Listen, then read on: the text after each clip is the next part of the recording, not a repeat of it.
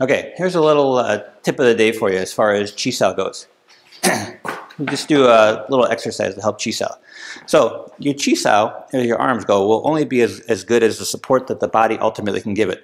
But obviously to connect that, the arms to the body, comes at the shoulders. So the first thing you want to remember to do is have the shoulders square to the person's target right here. Okay, the shoulders squared to the target, have that as balanced as you can feel it for wherever your level is at. The next thing to look at is where the elbows are. My elbows are there actually to help support the forearm, wrist, hands.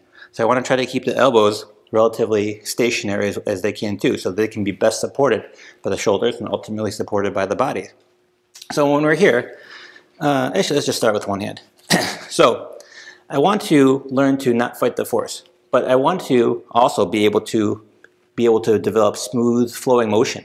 So I wanted to keep my elbow, shoulder relatively in the same position, and I want to just learn from here. Let's say if Ed does like a hunzao motion, circle out and then just circle up to bong. Circle out and then we roll to transition to bong sao. But I want to be able to develop that in a smooth, fluid manner. So if I come back in here, he circles back and I go back to tan. So when you do that, again, have that body support there.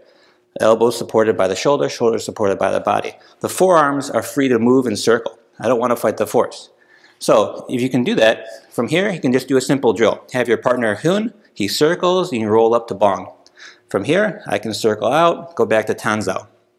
I can also do it where if I, let's say, push out from tanzao to the outside, he can circle underneath and go back. From here, I can hunzao, and he circles up to hai fuk, and I circle up to bong. So once you get that down, now you can take that to phase 2. Phase 2 is to remember where the target is. First, you got to get the arms moving. Without the arms moving, you're going to be fighting the force. It's hard to do that. There's a lot of challenge. There's a long bridge to cross to do that. But you've got to go through it. So you can just practice simple circling motions. Keep the forearms circling, but now that you've got that going, now remember where the concept of target comes in. And that's how you'll learn to tighten up the motion. Now, remember, not physical tense tight, but not making it as a big circular motion.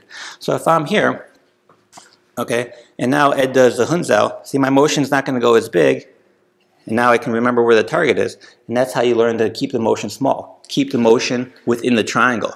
But you've got to go through phase 1 of not fighting the force first, be able to circle and flow with that motion.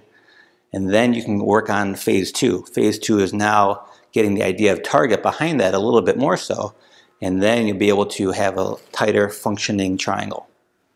All right, good luck.